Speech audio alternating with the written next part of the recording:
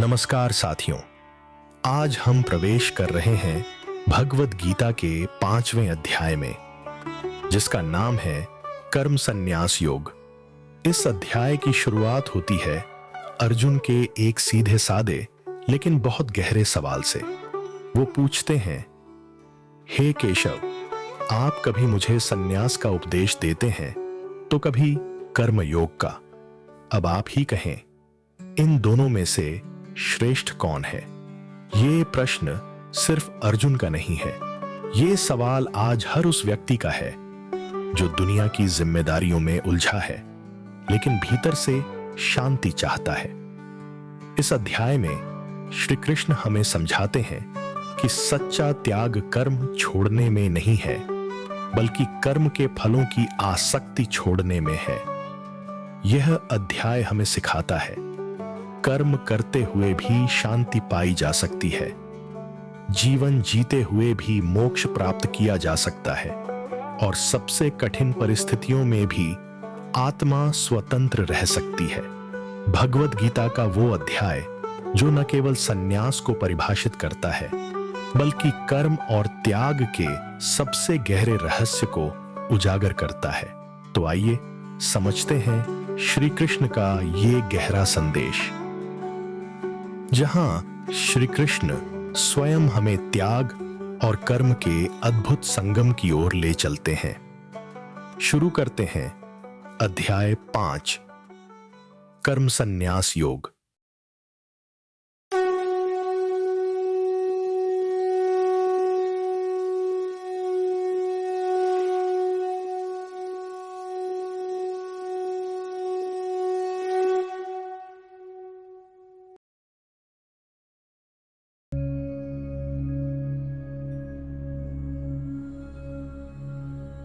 श्लोक 1। अर्जुन उवाच संन्यासं कर्मणां कृष्ण पुनर्योगं च शंससि यच्छ्रेय एतयोरेकं तन्मये ब्रूहि सुनिश्चितम्। श्लोक 2। श्री भगवानुवाच संन्यासः कर्मयोगश्च निःश्रेयस्करावुभौ तयोस्तु कर्म संन्यासात् कर्मयोगो विशिष्यते। इसका हिंदी भावार्थ यह है कि अर्जुन बोले, हे श्री कृष्ण, आप एक ओर कर्मों के संन्यास यानी त्याग की प्रशंसा करते हैं और दूसरी ओर आप कहते हैं कि कर्मयोग यानी कर्तव्य करते हुए भी आध्यात्मिक उन्नति संभव है। अब मेरे मन में यह दुविधा है कि दोनों में से कौन सा मार्ग वास्तव में श्रेष्ठ है। श्री भगवान बोले, हे अर्जुन, संन्यास और कर्मयोग ये दोनों ही मार्ग आत्मिक उन्नति और परम कल्याण की ओर ले जाते हैं, परंतु इन दोनों में से यदि श्रेष्ठ को चुनना हो तो कर्म संन्यास की तुलना में कर्मयोग अधिक उत्तम माना गया है, क्योंकि कर्मयोग जीवन के बीच रहकर भी आत्मा की प्रगति कराता है। इसमें त्याग भी है और जीवन की जिम्मेदारी भी निभाई जाती है। यहां अर्जुन की उलझन एक आम इंसान की तरह है। अर्जुन इसी विरोधाभास को लेकर स्पष्टता चाहते हैं। भगवान श्री कृष्ण यहां स्पष्ट करते हैं कि केवल त्याग कर जंगल चले जाना ही मुक्ति का मार्ग नहीं है। कर्मयोग यानी ईश्वर को समर्पित होकर अपने कर्तव्य निभाना कहीं अधिक व्यावहारिक और प्रभावशाली मार्ग है। संन्यास में व्यक्ति समाज से कट जाता है, पर कर्मयोग उसे समाज में रहते हुए भी आत्मिक रूप से जोड़ता है। यह मार्ग संघर्षों के बीच भी शांति और स्थिरता सिखाता है। श्री कृष्ण अर्जुन को यह बता रहे हैं कि युद्ध भूमि से भागना संन्यास नहीं है, बल्कि युद्ध करते हुए भी अपने भीतर भगवान से जुड़ना ही असली साधना है। आज के युग में भी यही सवाल हमारे सामने बार बार आता है। क्या भागकर सन्यासी बनना समाधान है, या फिर अपने परिवार, नौकरी, समाज में रहकर भी आत्मा की शुद्धि और ईश्वर से जुड़ाव संभव है? अर्जुन की यह जिज्ञासा आज के हर सोचने वाले इंसान की जिज्ञासा है। जीवन की दौड़ और ध्यान की चाह, दोनों के बीच हम फंसे रहते हैं। श्री कृष्ण का उत्तर हमें एक ऐसा संतुलन दिखाएगा जिसमें त्याग और कर्म दोनों के सार को समझा जा सके। यह अध्याय केवल अर्जुन नहीं, हम सबके भीतर के सवालों का उत्तर देने जा रहा है। कार्यालय, परिवार, रिश्तों की जिम्मेदारी निभाते हुए भी ईश्वर के निकट पहुंचा जा सकता है। कर्मयोग हमें सिखाता है कि हम जीवन के रंगमंच पर रहकर भी साधु बन सकते हैं। त्याग भीतर का होना चाहिए, बाहरी नहीं। जो कर्म में रहते हुए भी आत्मा से जुड़ता है, वही सच्चा योगी है।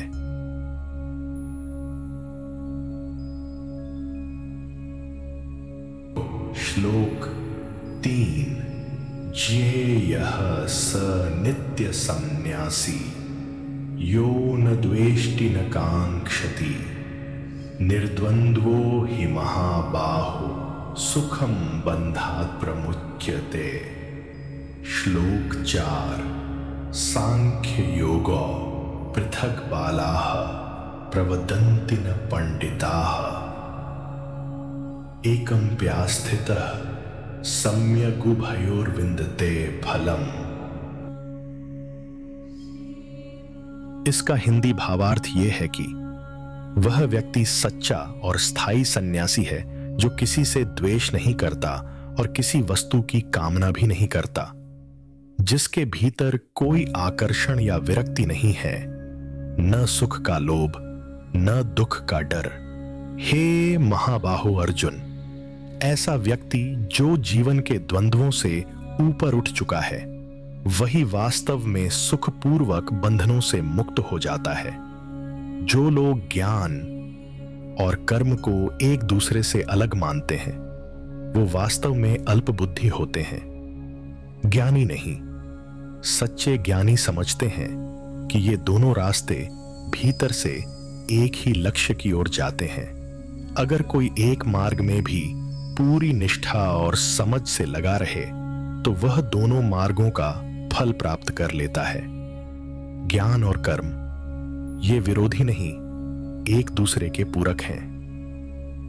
श्री कृष्ण यहां स्पष्ट कर रहे हैं कि सन्यास केवल बाहरी वस्त्रों या समाज से दूरी का नाम नहीं है।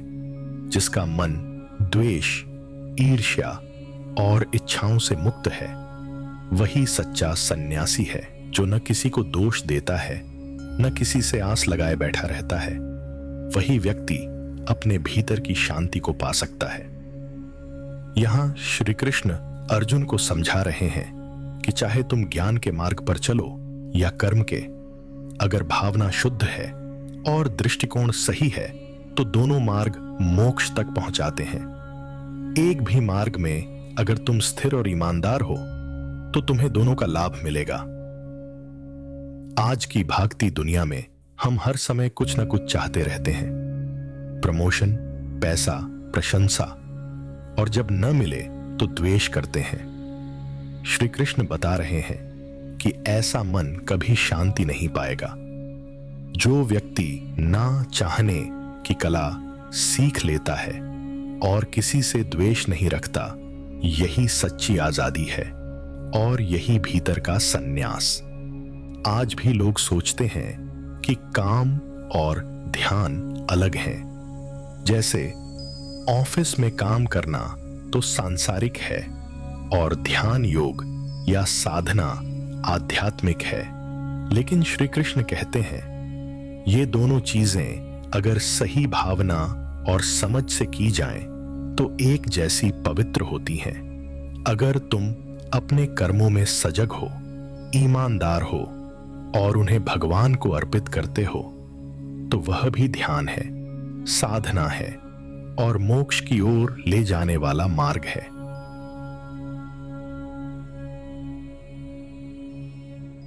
श्लोक 5। यत् सांख्येह प्राप्यते स्थानम तद्योगैरपि गम्यते एकम सांख्यमा च योगम च यः पश्यति स पश्यति। श्लोक 6। संन्यासस्तु महाबाहो दुःखमाप्तुम योगतः योगयुक्तो मुनिर्ब्रह्म न चिरेणाधिगच्छति। इसका हिंदी भावार्थ यह है कि जो अंतिम लक्ष्य ज्ञान के मार्ग से प्राप्त होता है वही लक्ष्य कर्म के मार्ग से भी पाया जा सकता है। इन दोनों को अलग मानना भ्रांति है।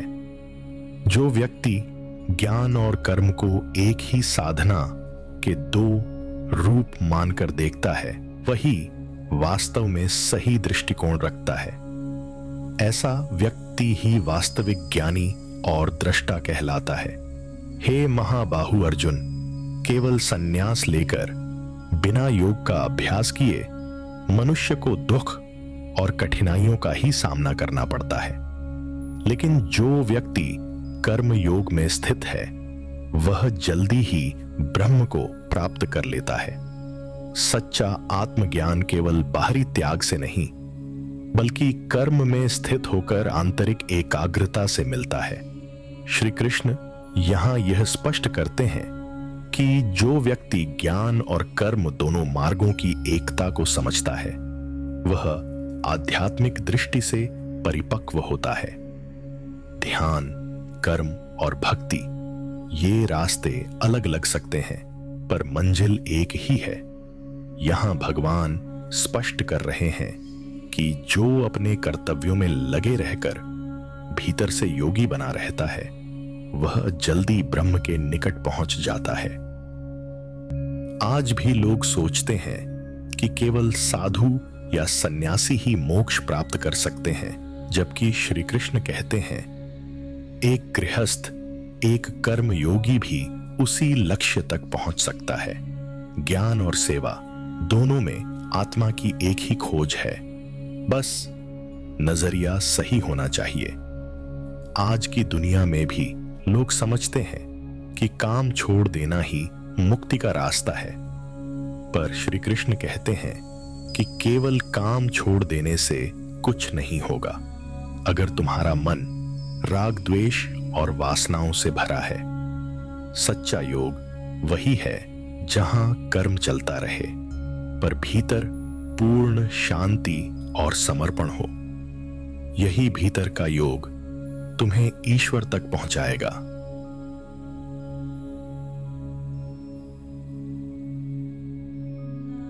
श्लोक 7।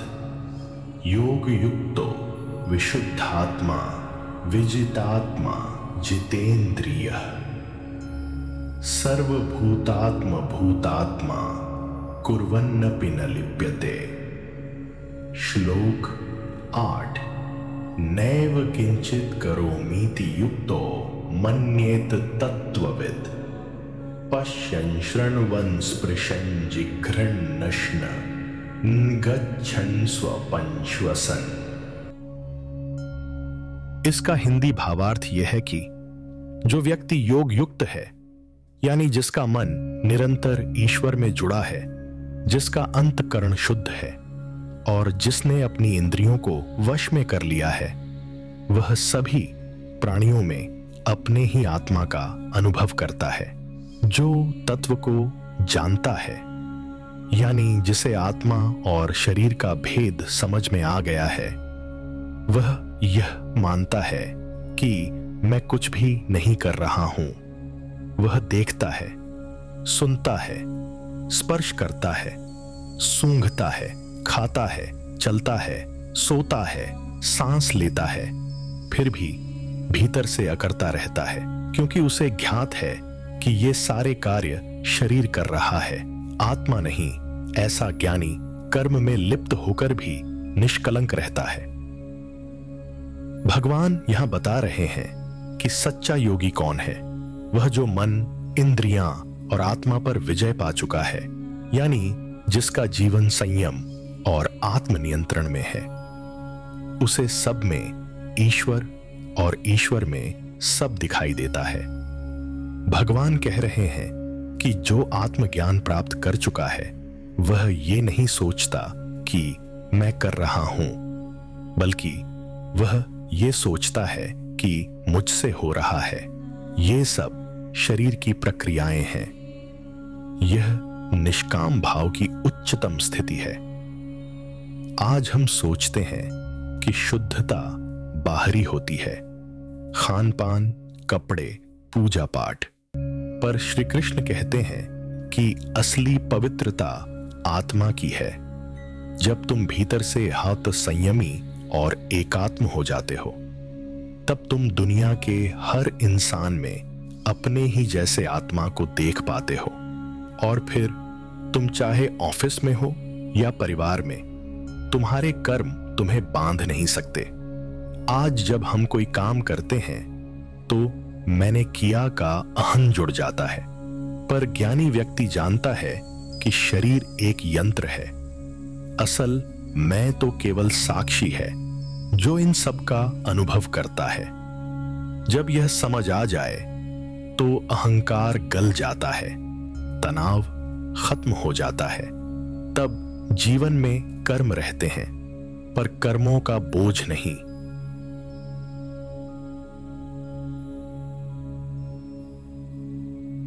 श्लोक 9। प्रलपन विसृजन गृह्णन्नुन्मिषन्न एमिषन्नपि इंद्रियणीन्द्रियार्थेषु वर्तन्त इति धारयन्। श्लोक 10। ब्रह्मण्याधाय कर्माणि संगम त्यक्त्वा करोति यः लिप्यते न स पापेन पद्मपत्रमिवाम्भसा। इसका हिंदी भावार्थ यह है कि ज्ञानी व्यक्ति यह जानकर जीता है कि वह जो भी कर रहा है यह सब केवल इंद्रियों का इंद्रिय विषयों से संपर्क है। वह स्वयं आत्मा इन क्रियाओं से बिल्कुल भिन्न है। वह जानता है कि यह सब शरीर की स्वाभाविक प्रक्रियाएं हैं, इसीलिए वो भीतर से शांत और अकर्ता बना रहता है। जो व्यक्ति अपने सारे कर्म भगवान या परम सत्य को समर्पित कर देता है और उनसे जुड़ा रहने का अहंकार या लगाव त्याग देता है, ऐसा व्यक्ति पाप के दाग से नहीं अछूता रहता। जैसे कमल का पत्ता पानी से भीगने पर गंदा नहीं होता। वह कर्म करता है पर कर्म में फंसा नहीं रहता और उसकी आत्मा शुद्ध बनी रहती है। ऐसे कर्म योगी का जीवन पावन और मुक्त होता है। आज के जीवन में हम हर छोटे बड़े काम को मैं से जोड़ते हैं। मैंने कहा, मैंने उठाया, मैंने छोड़ा, मैंने देखा। परंतु आत्मज्ञानी इस भ्रम से परे होता है। वह समझता है कि शरीर काम कर रहा है, मैं नहीं। जब यह दृष्टिकोण आ जाता है तो मन शुद्ध होता है और जीवन में शांति, स्थिरता और निर्विकार भाव आता है। आज के समय में हम अक्सर अपने कामों को अपने स्वार्थ से जोड़ लेते हैं, जिससे तनाव, चिंता और अपराध बोध जन्म लेते हैं। लेकिन यदि हम अपने कर्मों को पूरी निष्ठा और समर्पण के साथ करें और फल की चिंता छोड़ें, तो हम मानसिक शांति पा सकते हैं। यह श्लोक यही सिखाता है कि कर्म करने का सही तरीका है निरपेक्ष होकर, बिना किसी स्वार्थ या अपेक्षा के।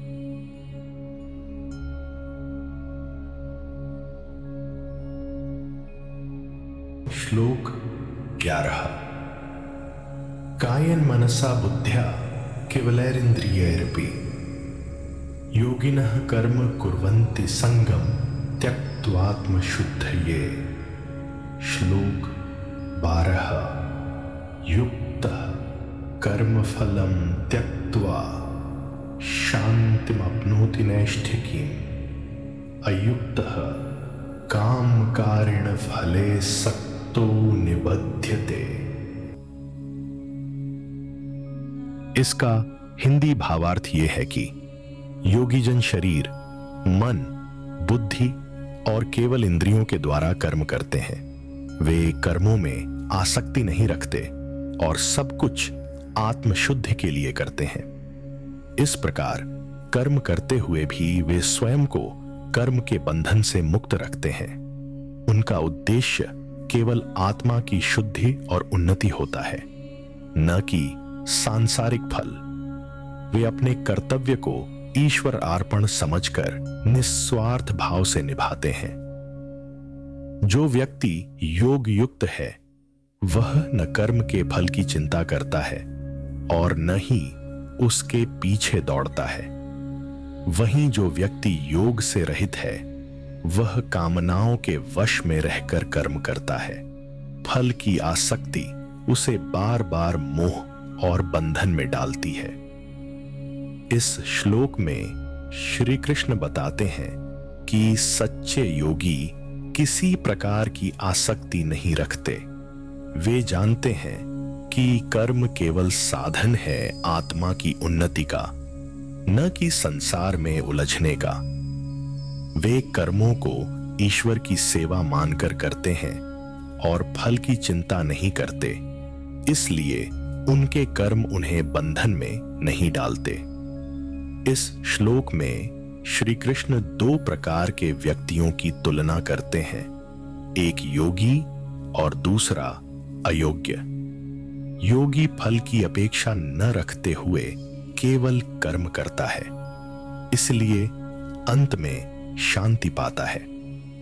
वहीं जो फल की इच्छा से कर्म करता है वह बंधन में फंस जाता है। आज के समय में यह श्लोक हमें निस्वार्थ सेवा की प्रेरणा देता है।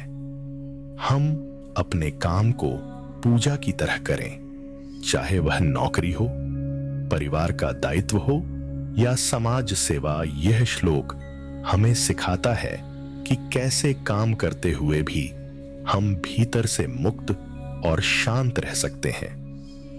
यह दृष्टिकोण कार्य में दक्षता के साथ साथ आंतरिक सुख भी प्रदान करता है। आज की भागदौड़ भरी जिंदगी में हम अक्सर नतीजों की चिंता में ही घुलते रहते हैं। फल की लालसा हमें थकाती है, जबकि समर्पण से किया गया कर्म हमें भीतर से हल्का बनाता है। जब हम काम को कर्तव्य मानकर करें और फल को ईश्वर पर छोड़ दें तो मन शांत होता है। यह सिद्धांत ऑफिस, रिश्तों और जीवन के हर क्षेत्र में लागू होता है। असल सुकून नतीजों में नहीं, नीयत और समर्पण में छिपा होता है।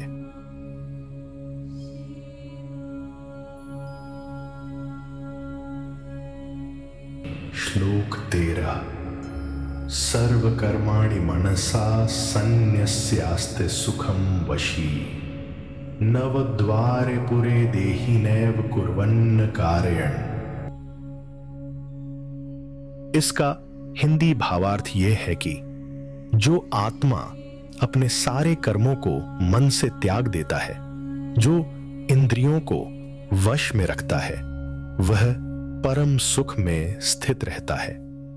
वह शरीर रूपी नवद्वार वाले नगर में निवास करता है, परंतु वह न स्वयं कुछ करता है न ही दूसरों से कुछ कराता है। ऐसा ज्ञानी व्यक्ति केवल साक्षी बनकर सब कुछ देखता है। वह बाहरी गतिविधियों में उलझे बिना आंतरिक शांति में स्थिर रहता है। यहां भगवान श्री कृष्ण उस अवस्था का वर्णन कर रहे हैं जहां मनुष्य केवल साक्षी भाव में जीता है।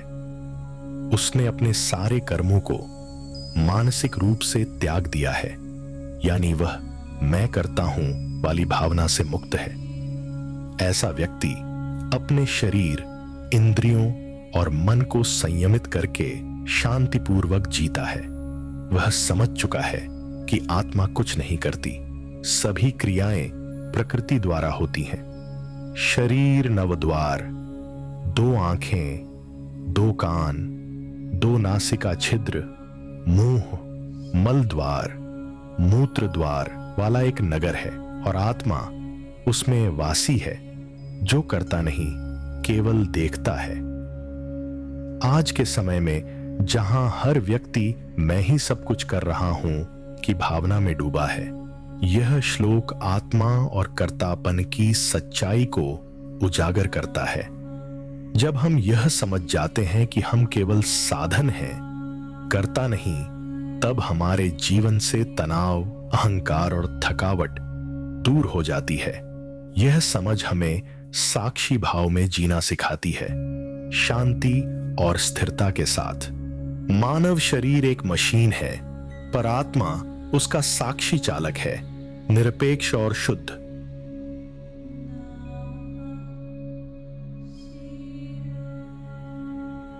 श्लोक 14।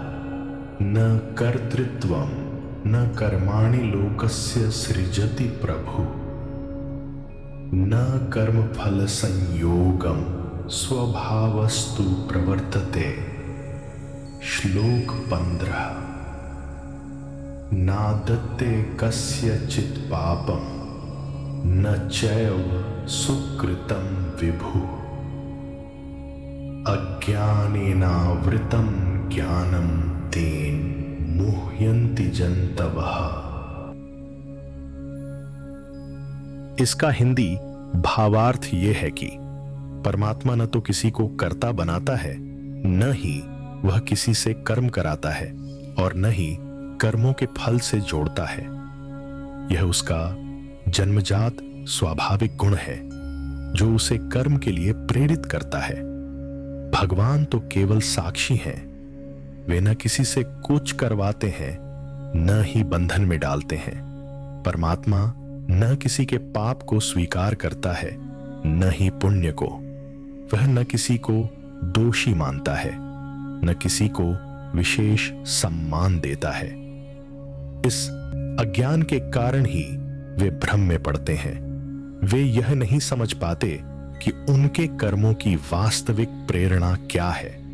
इस अज्ञान से ही मोह, द्वेष और भ्रम उत्पन्न होता है।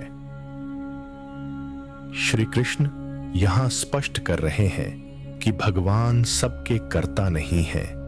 वे हमें कर्म करने या उसका फल पाने के लिए बाध्य नहीं करते। हर व्यक्ति की प्रकृति अलग है। किसी में क्रोध की प्रधानता है, किसी में करुणा की। यह प्रकृति ही उसे कर्म करने के लिए प्रेरित करती है। इसलिए परमात्मा को दोष देना या कर्मों के लिए उत्तरदायी मानना अज्ञान है। भगवान हर जीव को समान दृष्टि से देखते हैं, न पक्षपात न दंड। हम जो भी कर्म करते हैं उसका फल हमें हमारे ही कर्मों के अनुसार मिलता है। हमें लगता है कि कोई और हमें दुख दे रहा है या भगवान ने हमें छोड़ दिया, लेकिन असल में हमारी ही अज्ञानता हमें भटकाती है। आज के युग में हम अपने कर्मों की जिम्मेदारी दूसरों पर डाल देते हैं, कभी भगवान पर, कभी भाग्य पर। यह श्लोक हमें सिखाता है, अगर जीवन में बदलाव चाहिए तो सबसे पहले अपने स्वभाव को बदलना होगा। भगवान एक प्रकाश है, दिशा दिखाते हैं, पर चलना आपको ही पड़ता है। इस श्लोक में श्री कृष्ण स्पष्ट करते हैं कि जो कुछ हमारे जीवन में हो रहा है वह हमारे कर्म और हमारी समझ का परिणाम है। जब तक ज्ञान का प्रकाश नहीं आता तब तक हम अंधकार में उलझे रहते हैं। आत्मचिंतन और ज्ञान ही वह माध्यम है जो इस अज्ञान को मिटा सकते हैं। भगवान न किसी को दंड देते हैं न पुरस्कार।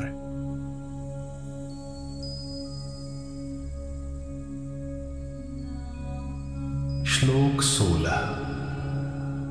ज्ञानेन तु तद् ज्ञानं येषां नाशितमात्मनः तेषामादित्य वज्ज्ञानं प्रकाशयति तत्परम्। श्लोक 17। तद्बुद्धयस्तदात्मानस्तन्निष्ठास्तत्परायणा गच्छन्त्य पुनरावृत्तिं ज्ञान निर्धूतकल्मषा। इसका हिंदी भावार्थ यह है कि जिन लोगों ने आत्मज्ञान के द्वारा अपने भीतर के अज्ञान को नष्ट कर दिया है, उनके लिए वह ज्ञान सूर्य की तरह चमकता है। ऐसे व्यक्ति सत्य को साफ साफ देख पाते हैं। उन्हें जीवन का वास्तविक स्वरूप और उसका अर्थ समझ में आता है। उनका मन अब भटकता नहीं, बल्कि स्थिर और शांत हो जाता है। जिनकी बुद्धि उसी परमात्मा में स्थिर है, जिनका आत्मा उसी में लीन है और जीवन उसी को समर्पित है, ऐसे निष्ठावान लोग ज्ञान के द्वारा अपने सारे पाप धो डालते हैं। वे इस जीवन जगत के चक्र में दोबारा नहीं लौटते। उनका पुनर्जन्म नहीं होता, क्योंकि वे पूर्ण रूप से मुक्त हो जाते हैं। यह मुक्ति केवल बाहरी साधन से नहीं, भीतर के सच्चे आत्मज्ञान से प्राप्त होती है। जैसे सूरज के उगते ही रात्रि का अंधकार समाप्त हो जाता है, वैसे ही आत्मज्ञान से भीतर के सभी द्वंद्व समाप्त हो जाते हैं। शुद्ध और सच्चा बोध ही हमें सच्ची स्वतंत्रता की ओर ले जाता है। जो लोग अपने मन, आत्मा और कर्म को पूरी तरह ईश्वर को समर्पित कर देते हैं और जिनका जीवन साधना, समर्पण और ज्ञान में स्थित होता है, वे संसार के पापों और बंधनों से धीरे धीरे मुक्त हो जाते हैं। आज के समय में भी जब हम किसी सत्य को समझ लेते हैं, तो बहुत सी परेशानियां अपने आप दूर हो जाती हैं। जब कोई व्यक्ति सही मार्गदर्शन, आत्मचिंतन और अनुभव से ज्ञान प्राप्त करता है, तो उसकी सोच, निर्णय और जीवन पूरी तरह बदल जाते हैं। वह फिर बाहरी समस्याओं से डरता नहीं, क्योंकि उसके भीतर स्पष्टता और शांति होती है। ज्ञान हमें सिर्फ चीजों को जानने नहीं, बल्कि उन्हें सही ढंग से देखने की दृष्टि देता है। जब एक व्यक्ति पूरे मन से एक लक्ष्य, एक सत्य और एक मार्ग को पकड़ लेता है, तो उसकी सोच, भावनाएं और कर्म सब एक धारा में बहने लगते हैं। आज भी अगर कोई खुद को सच्चे उद्देश्य और ईमानदारी से जोड़ ले, तो वह जीवन में इतना स्पष्ट हो जाता है कि उलझनें उसे बांध नहीं सकती।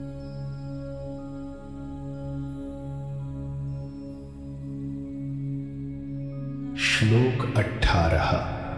विद्या विनय संपन्ने ब्राह्मणे गविहस्तिनि शून्य चैव स्वपाके च पंडिता समदर्शिनः। श्लोक 19। इहैव तैर्जितः सर्गो येषां साम्य स्थितं मनः निर्दोषं हि समं ब्रह्म तस्मात् ब्रह्मणि ते स्थिताः। इसका हिंदी भावार्थ यह है कि जो व्यक्ति ज्ञान और विनम्रता से युक्त ब्राह्मण है, जो गाय है, हाथी है, कुत्ता है या चांडाल है, सच्चे ज्ञानी उन सभी में एक ही आत्मा को देखते हैं। वे आत्मा की समानता को पहचानते हैं, शरीर की विविधता से नहीं भरमाते। ऐसे पंडित ही वास्तव में समदर्शी कहे जाते हैं।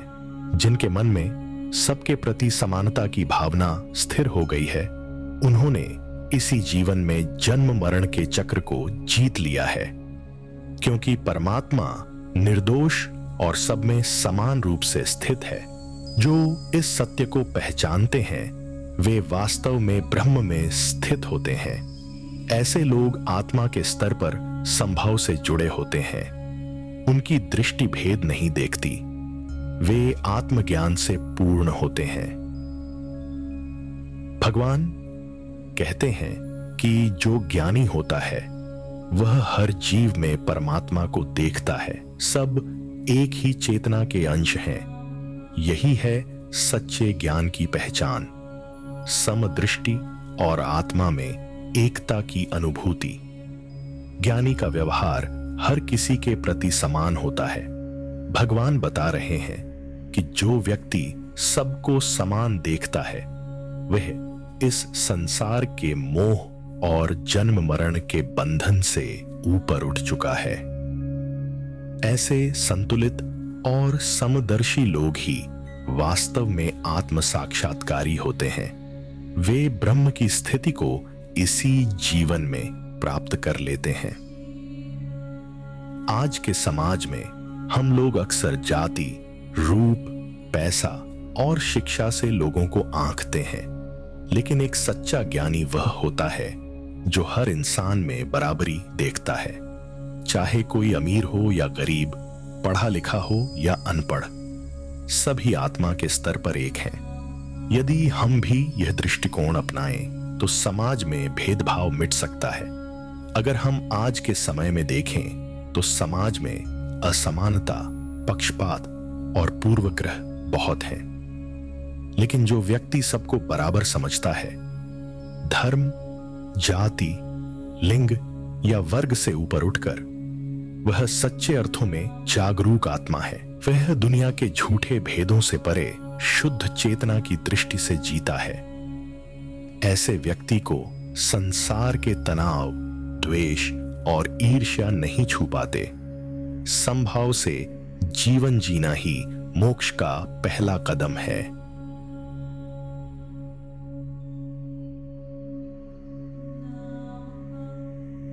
श्लोक 20। न प्रहृष्येत प्रियं प्राप्य नोद्विजेत प्राप्य चा प्रियम। स्थिर बुद्धिरसम्मूढ़ो ब्रह्मविद् ब्रह्मणि स्थितः वे।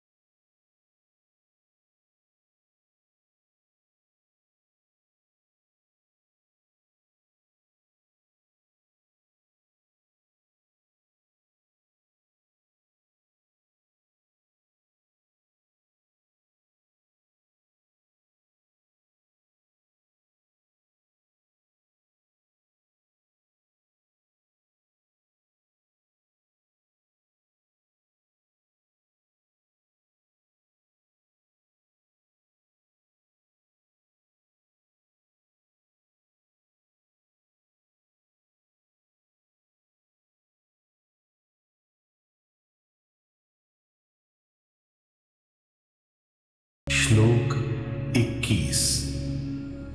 बाह्य स्पर्शेष्वसक्तात्म विन्दत्यात्मनि यत् सुखम स ब्रह्मयोग युक्तात्मा सुखमक्षयमश्नुते। इसका हिंदी भावार्थ यह है कि जो व्यक्ति प्रिय वस्तु की प्राप्ति पर अत्यधिक हर्षित नहीं होता और अप्रिय के मिलने पर विचलित भी नहीं होता, जिसकी बुद्धि स्थिर और भ्रम से रहित है, जो ब्रह्म को जान चुका है और उसमें स्थित है, वही वास्तव में ज्ञानी और आत्मस्थ व्यक्ति कहलाता है। ऐसे व्यक्ति को संसार की सुख दुख की लहरें प्रभावित नहीं करती। जो व्यक्ति बाहरी इंद्रिय संपर्कों में आसक्त नहीं होता, वह अपने ही आत्मा में जो सुख होता है उसे अनुभव करता है। ऐसा ब्रह्मयोग में स्थित आत्मा वाला साधक परमात्मा से जुड़कर शाश्वत सुख को प्राप्त करता है। उसका सुख किसी बाहरी वस्तु पर निर्भर नहीं होता, बल्कि वह भीतर से पूर्ण और अटूट होता है। भगवान श्री कृष्ण इस श्लोक में उस व्यक्ति का वर्णन कर रहे हैं जिसने जीवन में आत्मज्ञान प्राप्त कर लिया है। वह न तो सफलता पर उछलता है, न ही विफलता से टूटता है। उसकी समझ स्पष्ट है और वह हर परिस्थिति में संतुलित रहता है। इस श्लोक में श्री कृष्ण बताते हैं कि जो योगी बाहरी विषयों की इच्छा से मुक्त हो गया है, वह अपने अंतःकरण में आत्म सुख को महसूस करता है। उसका जीवन पूर्ण रूप से आत्मिक शांति और दिव्यता से जुड़ा होता है। आज के समय में लोग छोटे छोटे सुख में झूम उठते हैं और छोटी सी हानि से अवसाद में चले जाते हैं, पर जो व्यक्ति भीतर से स्थिर होता है, वह हालातों को वैसे ही स्वीकारता है जैसे वे हैं। वह न तो अपेक्षाओं से बंधा होता है, न ही परिणामों से हिलता है। यह मानसिक स्थिरता ही सच्चे ज्ञान का चिन्ह है। आज की भागदौड़ भरी दुनिया में अधिकतर लोग सुख को बाहरी चीजों में खोजते हैं, जैसे पैसा, पद, रिश्ते, लेकिन ये सब अस्थायी हैं और इनसे मिलने वाला सुख भी क्षणिक होता है। यह श्लोक सिखाता है कि सच्चा सुख हमारे भीतर है और वह तब मिलता है जब हम इंद्रियों की गुलामी से मुक्त होकर अपने आत्मचिंतन की ओर बढ़ते हैं।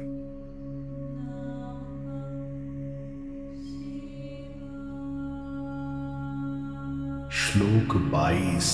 ये हि संस्पर्शजा भोगा दुःखयोन एवते आद्यन्तवन्तः कौन्तेय तेषु रमते बुधः। श्लोक 23। शक्नोति हैव यः सोढुं प्राक्शरीर विमोक्षणात् कामक्रोधोद्भवं वेगं सयुक्तः स सुखी नरः। इसका हिंदी भावार्थ यह है कि हे कौन्तेय अर्जुन, जो सुख इंद्रियों और विषयों के संपर्क से उत्पन्न होते हैं, वे वास्तव में दुहक का ही कारण बनते हैं, क्योंकि उनका आरंभ भी होता है और अंत भी होता है। जो ज्ञानी पुरुष होते हैं, वे उन भोगों में कभी आसक्त नहीं होते, क्योंकि वे जानते हैं कि यह क्षणिक सुख अंततः पीड़ा ही देता है।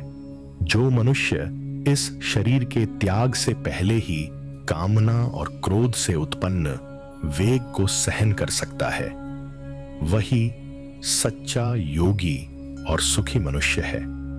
ऐसा व्यक्ति बाहर से शांत और भीतर से संतुलित होता है। वह सांसारिक उलझनों से ऊपर उठकर आत्मिक शांति प्राप्त करता है। इस श्लोक में भगवान श्री कृष्ण बताते हैं कि इंद्रियों के विषयों से मिलने वाला सुख शुरू में भले अच्छा लगे, पर वह अंत में दुख का कारण बनता है, क्योंकि यह सुख सीमित, अस्थायी और नश्वर होता है। ज्ञानी व्यक्ति का उद्देश्य स्थायित्व और मोक्ष होता है, न कि तात्कालिक सुख।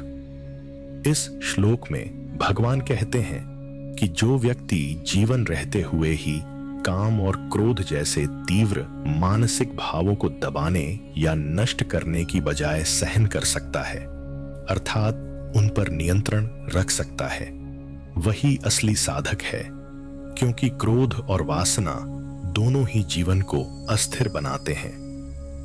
आज की दुनिया में सुख की परिभाषा भोग विलास बन चुकी है।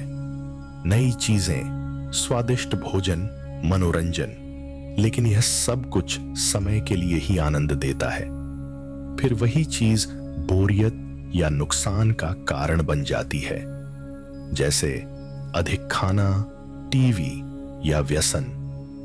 यह श्लोक हमें चेतावनी देता है कि क्षणिक भोग अंततः पीड़ा का कारण बनते हैं। अगर हम स्थायी शांति और आनंद चाहते हैं, तो हमें आत्मिक जीवन और संयम की ओर बढ़ना होगा। वही सच्चा सुख है। आज की तेज रफ्तार दुनिया में इंसान छोटी बातों पर गुस्सा कर बैठता है या फिर इच्छाओं के वश में आकर गलत निर्णय लेता है, पर जो व्यक्ति अपनी भावनाओं पर नियंत्रण करना सीख जाता है, वो ही तनाव, पछतावे और असंतुलन से बच पाता है।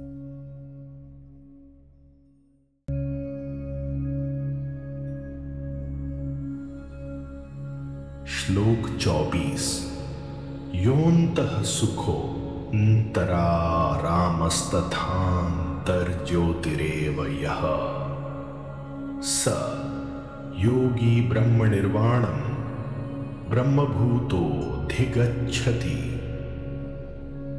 श्लोक 25। लभन्ते ब्रह्मनिर्वाणं ऋषयः क्षीणकल्मषाः छिन्नद्वैधा यथात्मानः सर्वभूतहिते रताः। इसका हिंदी भावार्थ यह है कि जो व्यक्ति अंदर से सुखी है, जिसकी आत्मा ही उसका आनंद और आराधना स्थल है, वह योगी ब्रह्म को प्राप्त करता है और परम शांति यानी ब्रह्म निर्वाण को पा जाता है। जिन महान ऋषियों ने अपने पापों का क्षय कर लिया है, जिनका मन शुद्ध और संकल्प दृढ़ हो चुका है, जो संदेहों से मुक्त हो गए हैं और जो सदा सभी प्राणियों के हित में लगे रहते हैं, ऐसे सत्पुरुष ब्रह्म निर्वाण को प्राप्त करते हैं, अर्थात परम शांति और मोक्ष को पा लेते हैं।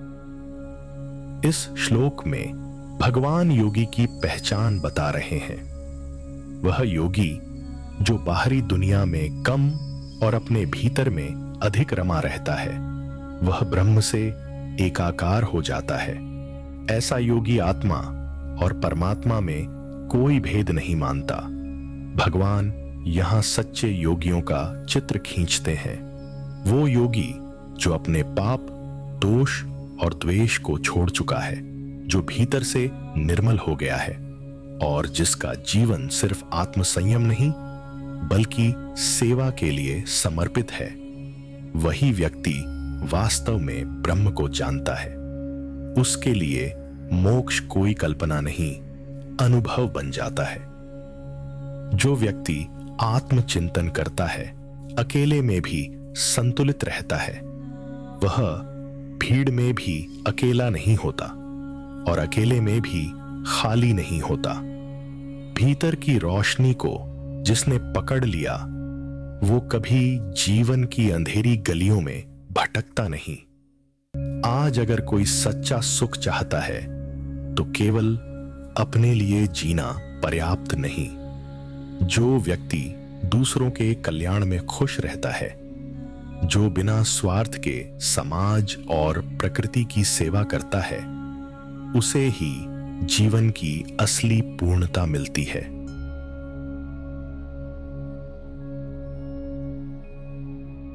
श्लोक 26। काम क्रोध वियुक्तानां यतीनां यतचेतसाम् अभितो ब्रह्म निर्वाणं वर्तते विदितात्मनाम्। श्लोक 27। स्पर्शान् कृत्वा बहिर्बाह्यांश्चक्षुश्चैवान्तरे भ्रुवो प्राणापानो समो कृत्वा नासाभ्यन्तरचारिणो। इसका हिंदी भावार्थ यह है कि जो योगी काम और क्रोध से रहित हो जाते हैं, जिनका मन पूरी तरह से नियंत्रित होता है और जिन्होंने आत्मा का सच्चा स्वरूप जान लिया है, ऐसे साधक जहां भी हों, उन्हें मोक्ष का अनुभव होता है। वे इस जीवन में ही ब्रह्म के स्वरूप में स्थित हो जाते हैं। बाह्य विषयों को छोड़कर इंद्रियों को बाहर के संपर्कों से हटा लेने पर और दृष्टि को दोनों भौहों के बीच केंद्रित करने पर, जब कोई योगी प्राण और अपान वायु को नाक के भीतर संतुलित रूप से चलाता है, तो वह अंतर्मुख होकर अपने भीतर स्थित ब्रह्म को अनुभव करता है। यह ध्यान की एक उच्च अवस्था का वर्णन है। भगवान बता रहे हैं कि मोक्ष पाने के लिए बाहरी संसार छोड़ने की जरूरत नहीं, बल्कि अपने भीतर की कामनाओं और क्रोध पर विजय जरूरी है। ऐसा व्यक्ति इस संसार में रहकर भी मुक्त होता है। आज की भागदौड़ भरी दुनिया में भी जो व्यक्ति अपने अंदर की इच्छाओं और गुस्से को नियंत्रित कर पाए, जो अपने मन को साध पाए और खुद को ठीक से जान पाए, उसे किसी पहाड़ पर जाकर ध्यान करने की जरूरत नहीं। ऐसा व्यक्ति अपने घर, काम और परिवार में रहते हुए भी आध्यात्मिक शांति और मुक्ति का अनुभव कर सकता है। आज के समय में मेडिटेशन और ब्रीथिंग तकनीक्स का महत्व बहुत बढ़ गया है। यह श्लोक ध्यान, फोकस और ब्रीथ कंट्रोल का वैज्ञानिक आधार बताता है। जब व्यक्ति अपनी इंद्रियों को शांत करता है और सांसों को संतुलित करता है तो मन स्वतः स्थिर होता है।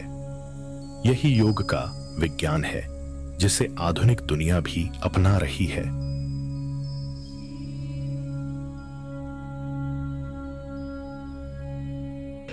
श्लोक 28 यथेन्द्रिय मनोबुद्धिर्मुनिर्मोक् शपरायणः विगतेच्छा भय क्रोधो यह सदा मुक्तेय सः। श्लोक 29 भोक्तारं यज्ञ तपसां सर्वलोक महेश्वरम सुहृन् सर्वभूतानां ध्यात्वा मां शान्तिमृच्छति। इसका हिंदी भावार्थ यह है कि जिस योगी की इंद्रियां, मन और बुद्धि संयमित है, जो मोक्ष को ही परम लक्ष्य मानता है, जिसकी इच्छाएं, भय और क्रोध समाप्त हो चुके हैं, ऐसा पुरुष सदा के लिए मुक्त है। उसे इस संसार के बंधन नहीं बांध सकते। वह जीवन मुक्त कहलाता है। जो मुझे समस्त यज्ञों और तपों का भोक्ता यानी अंतिम प्राप्ति समझता है, जो मुझे संपूर्ण लोकों का स्वामी और सभी जीवों का सच्चा निष्काम शुभ चिंतक मानता है, वह व्यक्ति मुझे जानकर अंततः परम शांति को प्राप्त करता है। उसका हृदय निर्मल और निश्चिंत हो जाता है। भगवान बता रहे हैं कि सच्चा योगी वही है जो अपनी इंद्रियों, मन और बुद्धि को काबू में रखता है। उसका उद्देश्य केवल आत्म मोक्ष होता है। न वह किसी चीज की लालसा करता है, ना किसी से डरता है और ना ही उसे क्रोध आता है। ऐसा व्यक्ति चाहे शरीर में हो पर आत्मा से पूर्ण स्वतंत्र होता है। इस अंतिम श्लोक में श्री कृष्ण एक गहन रहस्य बताते हैं। ईश्वर ही हर यज्ञ, तप और जीवन के कर्मों का अंतिम भोक्ता है। वह ही सच्चा मालिक है, पर किसी राजा की तरह नहीं, बल्कि एक करुणामय मित्र की तरह। जब कोई जीव यह समझ लेता है कि परमात्मा सभी प्राणियों का सखा है, तभी उसे शांति मिलती है। आज हम अपने कर्मों का फल किसी इंसान, संस्था या हालात में खोजते हैं, पर यह श्लोक हमें बताता है सबका अंतिम आधार ईश्वर है। वह न कोई डराने वाला राजा है, न कोई दूर बैठा न्यायाधीश, बल्कि हर जीव के अंतःकरण में बैठा शुभ चिंतक, सखा और मार्गदर्शक है।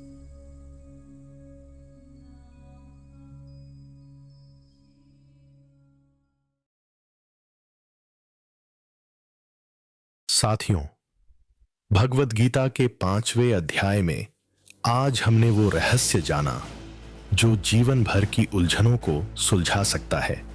क्या छोड़ देना ही सन्यास है, या हर कर्म में ईश्वर को समर्पित करना ही असली त्याग है? श्री कृष्ण ने साफ कहा, कर्म छोड़ने की नहीं, कर्म को सही दृष्टि से करने की आवश्यकता है। सच्चा योगी वही है जो काम करता है लेकिन कर्म में नहीं अटकता। न मोह, न अहंकार, न फल की चिंता। सिर्फ कर्तव्य, यही है कर्म संन्यास योग की आत्मा। और जो इसे समझ गया उसके लिए जीवन एक तपस्या बन जाता है और हर क्षण ईश्वर से जुड़ने का अवसर। लेकिन अभी अध्याय पूरा हुआ है, ज्ञान नहीं, क्योंकि अब अगला अध्याय ध्यान योग हमें मन की परतों में ले जाएगा, जहां मौन बोलेगा और भीतर की यात्रा शुरू होगी। ऐसे और अध्यायों को गहराई से समझने के लिए चैनल को सब्सक्राइब कीजिए और बेल आइकॉन दबाना न भूलें, ताकि अगला भाग अध्याय 6 ध्यान योग आपसे मिस न हो। मिलते हैं अगले भाग में। जय श्री कृष्ण।